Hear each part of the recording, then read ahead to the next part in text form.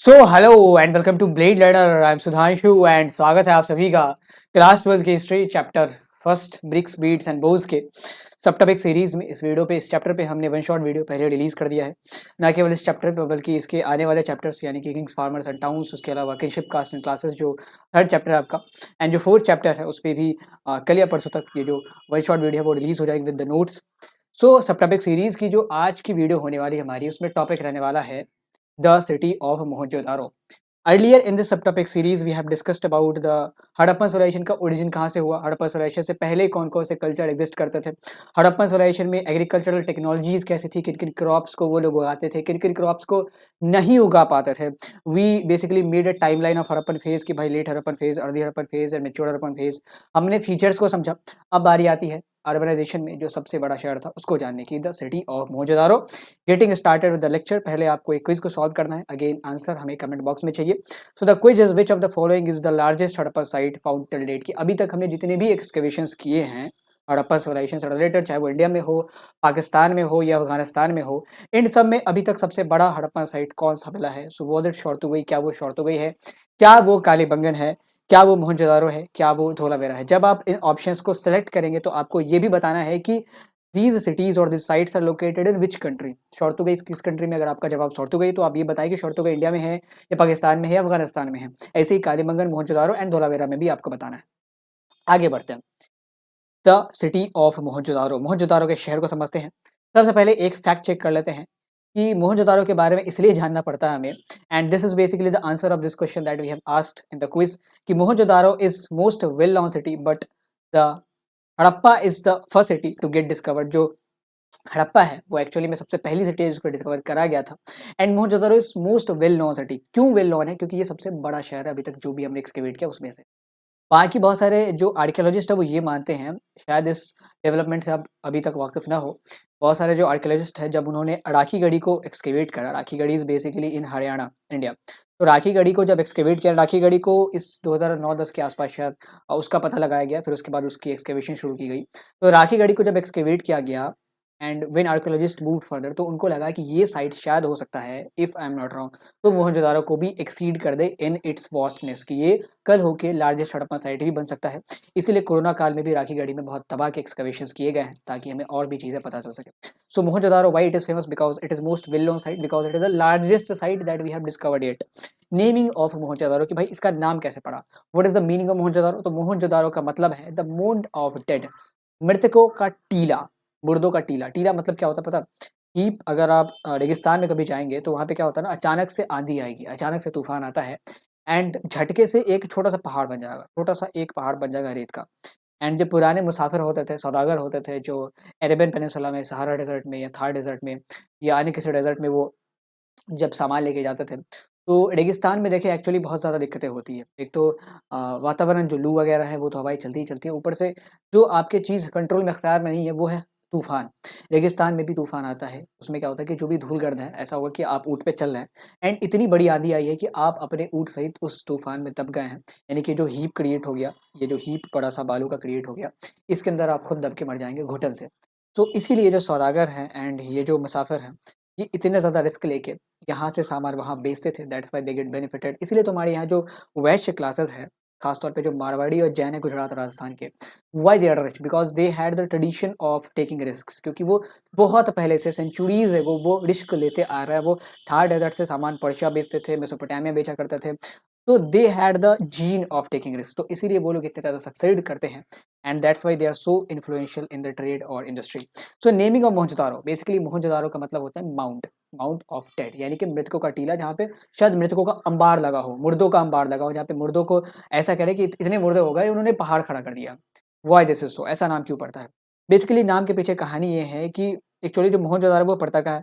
पाकिस्तान में पड़ता है। पाकिस्तान में कहाँ पड़ता है? सिंध में पड़ता है। बेसिकली पाकिस्तान में 4 प्रोविंस है, एक सिंध होता है हमारा, एक पंजाब होता है, Punjab is the largest province and सबसे ज़्यादा पॉपुलेशन पंजाब में ही है। उसके बाद एक खैबर पख्तूनवा है जहाँ पे पेशावर वगैरह के इलाके आते हैं, पेशावर कोयटा, एंड एक हमारा होता है बलूचिस्तान जो नीचे पर्शिया से लगता है, ईरान से लगता है। तो ये जो मोहनजोदारो है ये सिंध में बिलोंग करता है। तो सिंधी लोगों ने जब यहाँ पे जब एक्सकवेशंस हो रहे थे तो जो लोकलाइट्स थे उनको बहुत सारे ह्यूमन बोन्स के एंड स्कल्स के रूल्स मिले, अवशेष मिले जो कि बहुत अंदर दबे हुए थे। तो दे थॉट, उनके पास तो इतना दिमाग था नहीं, and they were not that much aware of history कि भाई ये किसी 2000 2500 साल पहले के सिविलाइजेशन के अवशेष होंगे। तो उनको लगा कि यहाँ पे हाल फिलहाल में क्या हुआ होगा, जैसे वो रेलवे लाइन के वर्कर्स को लगा था कि भूकंप आया होगा, नहीं सारे मलबे जमीन के नीचे दब गए होंगे, ऐसे ही इनको लगा कि यहाँ बहुत ज़माने पहले कोई लड़ाई हुई होगी, या हो सकता है कि किसी का नरसंहार हुआ होगा, अचानक से कोई इन्वेजन हुआ होगा, सारी की सारी पॉपुलेशन को तबाह कर दिया गया होगा। तो इसीलिए हमें बहुत सारे ह्यूमन बोन्स के अवशेष एंड ये स्कल्स वगैरह मिल रहे हैं एंड ग्रेवयार्ड्स मिल रहे हैं। लेकिन उनको नहीं पता था कि this is a sign of civilisation, तो that's why they basically called it as Moenjodaro. Moenjodaro यानी कि यहाँ पे मुर्दे रहते हैं, बहुत मुर्दों का टीला। दैट उनको लगा कि भाई यहाँ पे बहुत सारे बोन्स एंड ह्यूमन अवशेष मिल रहे हैं, ह्यूमन रूम्स के अवशेष मिल रहे हैं, तो they basically named it as Moenjodaro. तो इनिशियल नेम था मोइनजोदारो, बट ये मैनिपुलेट होके अभी बन गया है Mohenjodaro. Mohenjodaro originally the Sindhis called it as Moenjodaro, मृतकों का टीला, मुर्दों का टीला। So this is how the city was named, this is how the place was named. Mohenjodaro खास क्यों है उसको देखते हैं अगले स्लाइड में। Why the city of Mohenjodaro is so much special. City इसलिए स्पेशल है because the city was divided in parts. आपके लिए कॉन्सेप्ट बहुत स्ट्रेंज होगा, लेकिन जब आप अमीश त्रिपाठी के बुक्स पढ़ेंगे तो उसमें खास करके जो शिवा ट्रिलॉजी है, तो उसमें इंडस वैली सिविलाइजेशन के ऊपर ही कहानी बनाई गई है। तो वो वहाँ पे बार बार एम्फेसाइज करते हैं कि वहाँ पे जो शहर है वो प्लेटफॉर्म्स पे बसाया जाना। प्लेटफॉर्म्स पे बसाया जाना मतलब आप आगे तस्वीर में देखेंगे, इससे बढ़िया I will make a raw structure. दो प्लेटफॉर्म है, एक थोड़ा सा ऊंचा प्लेटफॉर्म है, एक थोड़ा सा नीचा प्लेटफॉर्म है। एक प्लेटफॉर्म है जिसमें, अच्छा प्लेटफॉर्म क्या होते थे, हमें अगर घर बनाना है तो व्हाट अभी के टाइम में क्या होता है कि जैसे जैसे लोग घर बना देते हैं अपने हिसाब से, अगर वो दलदल इलाके में घर बना रहा है तो वहाँ पे मिट्टी विट्टी दबा के अपने हिसाब से घर बनाते हैं।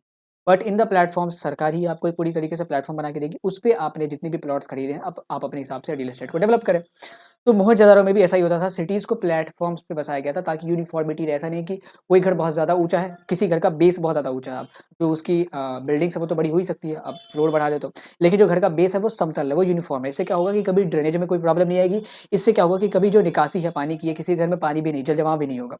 सो they were mastermind in architecture and town buildings. Organisation में तो इनसे बढ़िया कोई नहीं था उस जमाने में। जितने भी इनके कंटेम्पोरानियस सिविलाइजेशन थे, चाहे वो मेसोपोटामिया हो, इजिप्ट हो, या इवन जो एज़टेक बहुत दावा करते हैं अमेरिकन की एडवांस सिविलाइजेशन होगा, इन सब में कहीं पे भी हमें इस लेवल का अर्बनाइजेशन नहीं मिला है thankfully. So town was divided into two parts. First was citadel. Citadel मतलब ऊंचा टाउन, जहाँ पे प्लेटफॉर्म जो है समतल जमीन थोड़ी सी ऊंची बसाई गई थी। And second was lower town, जहाँ पे जो समतल जमीन है वो थोड़ी सी नीचे बसाई गई थी। क्यों नीचे बसाई गई थी इसका भी रीजन है, एंड सिटाडल क्यों ऊपर बसाया गया था इसका भी रीजन है। बहरहाल पहले आप सिटाडल को देखिए, यहाँ पे एक ग्राफिक है, यहाँ से आई थिंक आपको सारी चीज़ें समझ में आ रही होंगी। ये हमारा सिटाडल है, यहाँ पे आप देख सकते हैं this is the upper platform, and ये पूरा हमारा लोअर प्लेटफॉर्म इतना जो बसा हुआ है।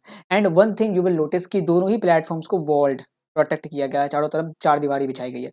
एंड ये हमारा खूबसूरत सा Sindhu river, this is the Sindhu river. जितने भी सिविलाइजेशन थे ना उस जमाने के, सारे नदियों के किनारे इसलिए बसाए जाते थे बिकॉज नदियों के किनारे एक तो उनको रिसोर्सेज आसानी से मिल जाते हैं, एंड सेकंड चीज क्योंकि ट्रांसपोर्टेशन आसानी से हो सकता है। मोहनजोदारो से हड़प्पा जाना आसान होगा, फिर या मोहनजोदारो से लोथल जाना आसान होगा। एंड दूसरी चीज़ क्या होती है कि नदियों के किनारे ना जो लैंड है वो बहुत फर्टाइल होता है।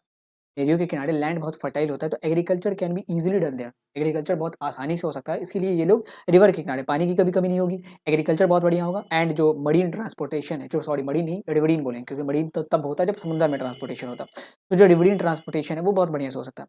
तो this is basically the structure of city of Mohenjodaro. बहुत सारी चीज़ें यहाँ पे बसाई गई थी, आगे अभी आपको पता चलेगा। सो this is the lower town, this is the upper town, and दोनों ही टाउन को आप देखेंगे तो टाउन तो एक ही है, मतलब टाउन को पार्ट्स में डेवलप किया गया है। तो एक सिटाडल हो गया अपर टाउन, एक हमारा लोअर टाउन हो गया। तो सिटाडल के फीचर्स को जाने। सिटाडल के फीचर में पहला फीचर आता है कि सिटाडल वाज वॉल्ड, इसको चार दीवारी से घेरा गया था, and it was protected. Lower town भी प्रोटेक्ट किए जाते थे। एक्चुअली होता क्या है कि जब आप मोहनजोदारो या अन्य शहरों को पढ़ेंगे तो मोहनजोदारो में ही lower town and upper town दोनों को प्रोटेक्ट किया गया, वॉल किया गया। बाकी बहुत जगह पे आप देखेंगे, जैसे लोथल की एग्जांपल ले तो लोथल में वहाँ पे जो सिटाडल है उसको तो वो लोग फोर्टिफाई करते हैं, लेकिन जो लोअर टाउन है उसको वो लोग फोर्टिफाई नहीं करते, उसको ऐसे ही रहने देते हैं। So citadel was in any case, citadel को प्रोटेक्ट करना ही करना है, क्योंकि यहाँ पे बहुत इंपॉर्टेंट चीज़ें बनाई जाती थी। लोअर टाउन को कभी कभी प्रोटेक्ट किया भी जाता था, कभी कभी पार्शियली किया जाता था, कहीं कहीं बाउंड्री दी गई है, कहीं कहीं नहीं दी गई है, जितने भी एविडेंसेस मिले हैं उस हिसाब से। So citadel was walled and protected, and citadel was higher platform but a small platform. बड़ा था लेकिन साइज में छोटा था। आप देख सकते हैं कि लोअर टाउन कितना ज़्यादा फैला हुआ है, स्प्रेड है, एंड सिटाडल कितना छोटा है, छोटू सा है, लेकिन ऊंचा था बहुत।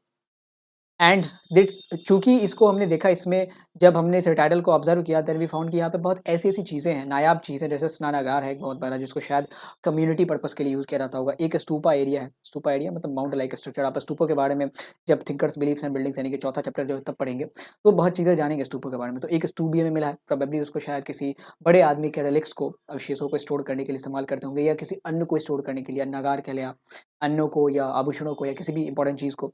उसके अलावा हमें एक असेंबली हॉल भी मिला है, उसके भी अवशेष मिले कि प्रोबेबली शायद यहाँ पे जो अथॉरिटी होगी वो दरबार वगैरह लगाती होगी। So probably used by citadel was probably used by elites और फॉर स्पेसिफिक पर्पस, बिकॉज इसमें जो चीज़ें बनाई गई हैं वो कम बनाई गई हैं और बहुत ग्रैंड बनाई गई हैं। कम बनाई गई हैं, ग्रैंड बनाई गई। That is why we infer this, we interpret this कि प्रोबेबली इसको एलिट्स द्वारा इस्तेमाल किया जाता होगा। And lastly some of the important buildings that are located in citadel are great bath, जो बड़ा स्नानागार है जिसमें एक कुंड देखेंगे आप, एंड ये वॉल वेल्स यानी कि कुएं से कनेक्टेड है, पानी कुएं से आता होगा फिर ड्रेनेज के थ्रू वापस कुएं में चला जाता होगा, यानी कि शहर से निकास मतलब बाहर चला जाता होगा। And then there is warehouse, warehouse ही मतलब जो हमें स्तूप मिला उसको ही बहुत लोग मानते हैं कि ये शायद वेयर हाउस रहा होगा, इसमें ग्रेनरी को स्टोर किया जाता होगा। इन केस अगर इन्वेजन होता तो भी हमारे पास जो रसद है वो है, या हमारे यहाँ कहीं अकाल वकाल पड़ता तो भी हमारे पास जो रसद है, जो प्रोविजन है वो है। Then assembly hall stupa, this is basically the concept. उसके बाद एंड इस पे भी वेयर हाउस पे भी बहुत ज़्यादा डिबेट है। कुछ लोग कहते हैं कि स्तूपा ही वेयर हाउस था, कुछ लोगों ने एक नए स्ट्रक्चर को खोजा, कहते हैं कि वो वेयर हाउस है। एक्चुअली हम ग्रेट बाथ के बारे में तो श्योर है, क्योंकि इसको इसको ना कुंड टाइप स्विमिंग पूल टाइप बनाया गया, तो प्रोबेबली इसको नहाने के लिए इसका इस्तेमाल किया जाता होगा। एंड वो वेल से कनेक्टेड है, कुओं से कनेक्टेड है, तो और क्या किया जा सकता है यहाँ पे। लेकिन बाकी जो चीज़ें हैं उनको लेके इसलिए हमारे पास कन्फ्यूजन है, बिकॉज हमारे पास हड़प्पा के टेक्स्ट तो हैं, again as we have already discussed in the one shot video and in the subtopic series 2 कि हड़प्पा सिविलाइजेशन के बारे में जानने के लिए हमारे पास एविडेंसेस हैं, but we do not know कि उन एविडेंसेस से हम पता कैसे लगाएं। स्क्रिप्ट हमें आती नहीं है, चीज़ों को हम इन्फर कर नहीं पा रहे हैं, एवेल्युएट कर नहीं पा रहे, तो हम कैसे पता कर पाएंगे कि भाई या तो स्तूपा में ग्रीन को स्टोर किया जाता होगा, या वेयर हाउस एक बहुत बड़ी जो हमें खाली जगह मिली है वहाँ पे शायद ग्रीन्स को स्टोर किया जाता होगा। So these are some confusion तो बहुत सारे हैं, हड़प्पा सिविलाइजेशन से रिलेटेड कन्फ्यूजन बहुत सारे हैं, बिकॉज हड़प्पा सिविलाइजेशन जैसे मेसोपोटामिया में भी कन्फ्यूजन होता, बट चूंकि हमने वहाँ की जो यूनिफॉर्म स्क्रिप्ट थी उसको डिसाइफर कर लिया, बहुत सारी चीज़ें हमें आती है, लेकिन यहाँ पे नहीं है, यहाँ पे हमें बहुत सारी चीज़ें नहीं आती। That's why there is so much confusion, lot of thing to know about. तो this is basically the feature of citadel. अब बात करते हैं लोअर टाउन की फीचर की। तो लोअर टाउन भी यहाँ पे आप इस साइड आप मैप देख सकते हैं, this is the lower town. Lower town बहुत ज़्यादा बड़ा था एंड बहुत नीचे बसाया गया था। सो लोअर टाउन को भी वॉल्ट प्रोटेक्ट किया गया है। मोहनजोदारो में दिस इज द फीचर कि यहाँ पे लोअर टाउन को भी फोर्टिफाई करा गया है, इसको भी प्रोटेक्ट किया गया है। And this was lower but larger, ये छोटा था, हाइट में छोटा था, लेकिन मतलब जो प्लेटफॉर्म बसाए गए थे वो हाइट में छोटे थे, but that was basically greater in the size, area बहुत बड़ा था। उसके बाद populations use to live there, हो सकता है कि पॉपुलेशंस यहाँ पे रहती होंगी, क्योंकि हमें जो सिटाइडल पे अवशेष मिले हैं उनमें हमें ऐसा नहीं लगता कि यहाँ पे कोई घर बनाए जाते होंगे। हो सकता है यहाँ पे राजा के लिए जो अथॉरिटी, या हो सकता है कि कोई पुजारी अथॉरिटी होंगे उस जमाने में, पुरोहित रहते होंगे, रूल करते होंगे, तो उनके लिए कोई पैलेस बनाया जाता हो। लेकिन जो पॉपुलेशंस रहती होंगी वो इसी लोअर टाउन में भी रहती होंगी, लोअर टाउन में ही रहती होंगी, क्योंकि यहाँ पे एक तो एरिया ज़्यादा है, ऊपर से हमें बहुत सारे घरों के अवशेष मिले हैं। सो populations used to live there, and some of the major buildings, some of the major आप कह लें तो जो लैंडमार्क्स हैं लोअर टाउन के, that are arena. Basically arena आप यहाँ देख सकते हैं, this is the arena marking with the red ink. Arena में कुछ एंटरटेनमेंट पर्पस के लिए चीज़ें होती होंगी, लाइक कुश्ती वगैरह या कुछ एम्फी थिएटर के रूप में इसका इस्तेमाल किया जाता होगा। देन मार्केट प्लेस, यहाँ पे आप देख सकते हैं, this is the market place, यहाँ पे मार्केट प्लेस है, ये हमारा चौराहा है, this is the main road, यहाँ पे entrance and this is the main road, this is the main road. तो आप रोड देखेंगे ना तो 90 डिग्री पे वो बाइसेक्ट करते हैं। यहाँ पे देखिए, इधर से एक रोड आ रहा है, इधर से एक रोड आ रहा है, एंड इन्हीं रोड के किनारे फिर बहुत सारी गलियाँ होती थी, एंड गलियों के दोनों तरफ घर होते थे, घरों के आगे ड्रेनेज होते थे। अगली वीडियो हमारी ड्रेनेज और डोमेस्टिक आर्किटेक्चर पे ही होने वाली है। अब हमने लोअर टाउन या सिटाइडल के फीचर को देख लिया, तो एक और कॉन्सेप्ट को देखते हैं। There is a certain strange thing about Mohenjodaro and Harappa civilisation, तो उन फीचर्स को भी जानना ज़रूरी है। सबसे इंपॉर्टेंट चीज़ क्या है कि बिल्डिंग्स को मड ब्रिक्स प्लेटफॉर्म पे बसाया जाता था। वो जो प्लेटफॉर्म्स बनते थे वो कच्ची ईंटों से बनते थे, लाइक कच्ची ईंटों का जो एक नमूना है वो आप यहाँ देख लें। पक्की ईंटों से नालियों को बनाया जाता था, क्योंकि उनके लिए हमें बहुत आप कह लें तो स्टेबल सिदरिंग चाहिए। उसके अलावा जो ब्रिक्स होते थे that were of standardised ratio. I am again repeating कि उनका रेशियो स्टैंडर्डाइज्ड था। Throughout the Harappa civilisation this ratio was standardised, यानी कि हमेशा जब भी आप हड़प्पा सिविलाइजेशन किसी भी साइट को देखें, चाहे वो मोहनजोदारो हो, कालीबंगन हो, हड़प्पा हो, वहाँ पे ईंटों का जो रेशियो है वो 1:2:4 ही होगा। अब इस रेशियो से हमारा मतलब क्या है? रेशियो से मतलब है हमारा हाइट, ब्रेथ और लेंथ के रेशियो से। लेट सपोज हमने एक ईंट बनाई, दिस इज आवर ईंट, let me make the cuboidal ईंट, एंड यहाँ पे जब आप ईंट देखेंगे तो you will find this is the height of ईंट, this is the breadth of it, this is the breadth, this is height and this is the length. तो ये जो रेशियो है हाइट ब्रेथ लेंथ का, ये हमेशा 1:2:4 ही रहेगा। रेशियो स्टैंडर्डाइज था, साइज वेरी कर सकते थे। सपोज कि हमने मोहनजोदड़ो में देखा, वहाँ पे जो ईंट है वहाँ 2 सेंटीमीटर की है हाइट उसकी, और ब्रेथ उसकी 4 सेंटीमीटर की है, एंड उसकी जो लेंथ है वो 8 सेंटीमीटर की है। ये भी 1:2:4 के रेशियो में आ सकता है।